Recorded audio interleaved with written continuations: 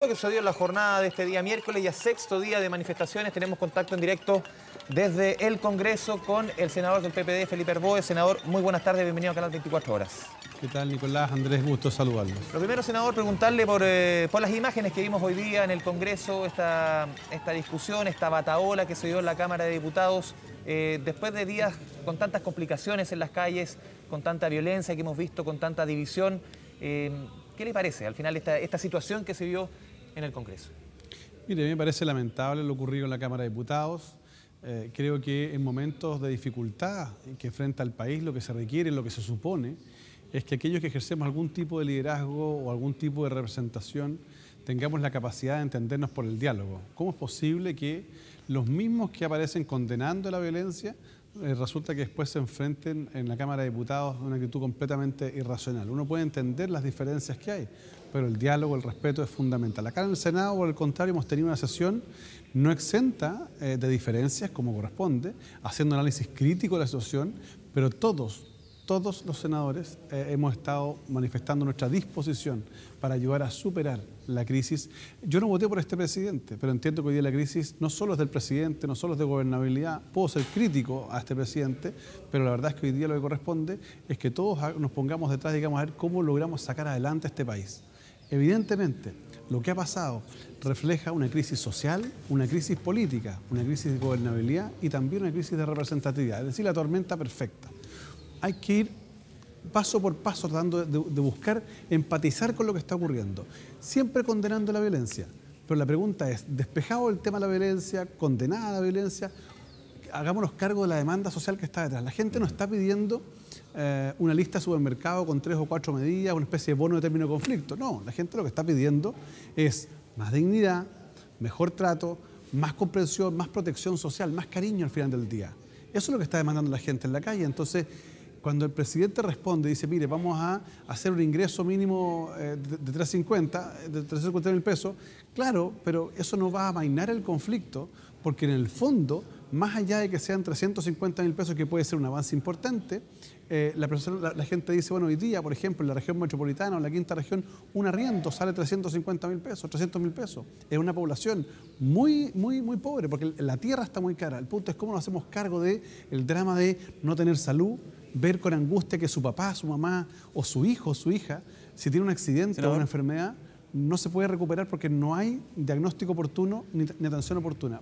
Claro. Creo que por ahí van los sufrimientos de la gente y lo que está demandando, digamos, que nos hagamos cargo. Que son justamente las realidades que se han puesto en estas manifestaciones y en esta situación que se vive en el país. Y en ese punto, tomando también lo que fueron los anuncios del presidente Piñera el día de ayer con esta agenda social, que en muchos casos va a estar incluido en proyectos de ley, si es que ya no están en estos proyectos, mociones que podrían ser ingresadas. ¿Cómo evalúa usted lo que es esto? Usted hablaba, no hay que aquí hacer una lista de supermercado. ¿Es un primer buen paso o, como muchos han dicho, es más bien una receta que ya existe y que de todas maneras está de alguna manera siendo solamente uno de tantos pasos que se necesitan? Lo primero, yo destaco el cambio de tono del presidente. Fui muy crítico cuando habló de la guerra y creo que corresponde valorar cuando él pide perdón e inicia una discusión de carácter social. Hoy día estamos discutiendo una agenda que puede ser mejor o peor, pero es una agenda de ayuda social y no es solo el tema de violencia. En ese escenario, entonces, cuando uno ve la propuesta, primero a mí me llaman la atención algunas medidas. Por ejemplo, él dice, vamos a tener un ingreso mínimo garantizado de 350.000 pesos. No es lo mismo que el sueldo mínimo, la gente se equivoca.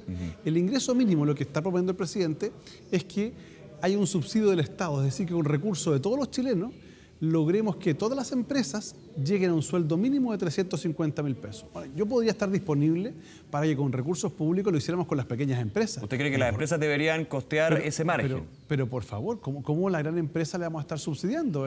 Recién Andrónico Luxich acaba de decir que sus empresas no van a ganar menos de 500.000 pesos, les va a poner él. ¿Por qué con recursos públicos que podrían servir para pensiones vamos a estar financiando a otras empresas? Primer punto.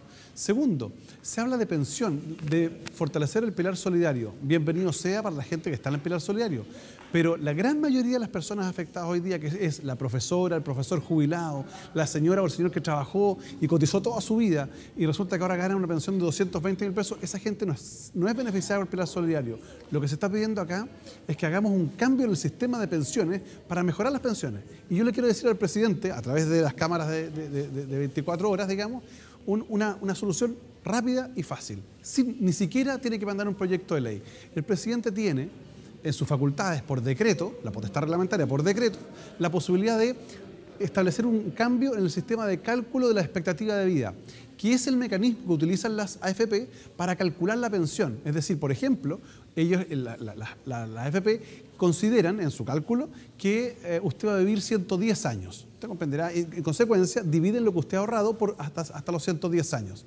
Si usted cambia eso y lo hace, por ejemplo, en la gente más pobre, en los trabajos más duros, a los 80, 82 años, créame que el monto que hoy día tiene ahorrado se va a multiplicar por 2 o por 3 el efecto del pago de la pensión. Entonces, creo que hay mecanismos mucho más eficaces para mejorar las pensiones hoy día. Nosotros estamos disponibles, insisto, para apoyar todos aquellos proyectos de ley que vayan en beneficio de la gente, pero así todo creo que es insuficiente lo que comentaba el presidente. Se requiere entrar en el tema del fondo del sistema de pensiones, los medicamentos. ¿Sabe usted que en las regiones y también en comunas populares no hay médicos los fines de semana? Entonces la gente tiene un accidente o se enferma, tiene que esperar al lunes o se muere. Senador. Sí, lo quiero cambiar de tema, después seguimos viendo el tema de las medidas anunciadas por el presidente de la República. Lo quiero llevar a lo que ha sido quizás la mayor discusión el día de hoy, la mayor tensión ha estado instalada en el tema de derechos humanos, en el tema del actuar de militares en diferentes zonas del país que han terminado lamentablemente con chilenos muertos por el actuar de militares, crímenes en algunos casos que está investigando la justicia.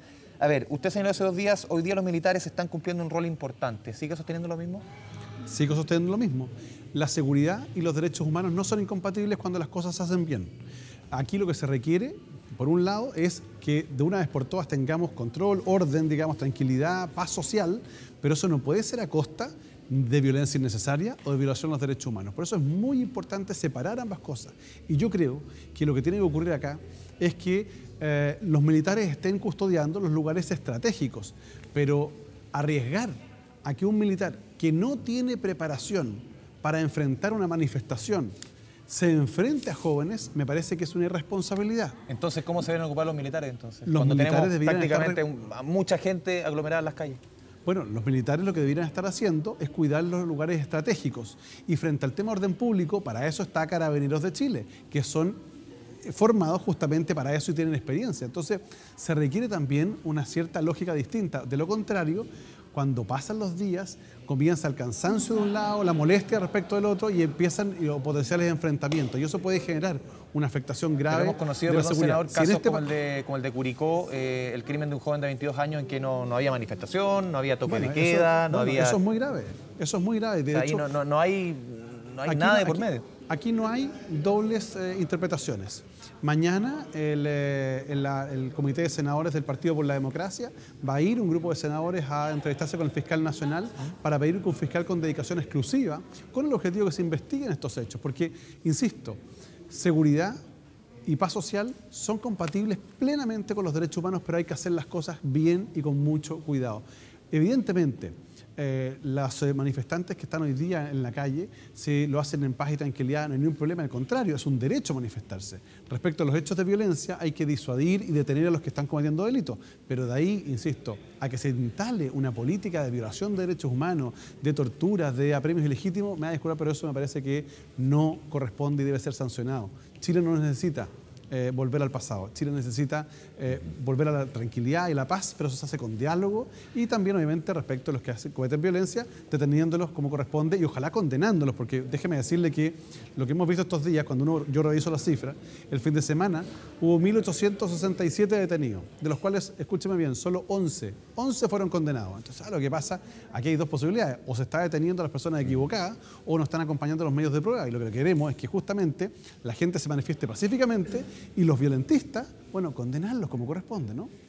Senador, la bancada de diputados del Partido Comunista está evaluando la posibilidad de una acusación constitucional contra el presidente Piñera. Yo sé que desde el Senado siempre son muy cautos justamente sobre esa atribución que tiene la Cámara, principalmente porque podrían llegar a ser jueces. Pero dada la contingencia, dado el hecho, le hago la pregunta, ¿es el minuto para hablar de una posible acusación constitucional contra el mandatario? Mire, le voy a decir algo que puede ser imprudente y que yo soy muy cuidadoso en mis palabras, pero quiero decirle hoy, acá, por ningún motivo, me parece una irresponsabilidad mayor. Hoy día Chile vive una crisis de representatividad y una crisis política. Este gobierno está muy complicado. No es momento de pararse al frente e intentar derrocar al presidente electo. Los demócratas somos demócratas siempre y lo vamos a defender la democracia. Lo que corresponde, y llamaría a, en vez de gastar tiempo en ese tipo de disputas generando un efecto de amplificación del conflicto, es a sumar los esfuerzos para ver cómo salimos adelante. La gente no le interesan las peleas políticas, menos aún que se afecte a la máxima autoridad del país, al presidente de la República. Yo no voté por Sebastián Piñera, no votaría por Sebastián Piñera, pero no estoy disponible ni estaré nunca disponible para afectar la democracia de esa manera. Senador Felipe Arbove, muchas gracias por esta conversación con Canal 24 Horas. Muy buenas tardes. Gracias a usted.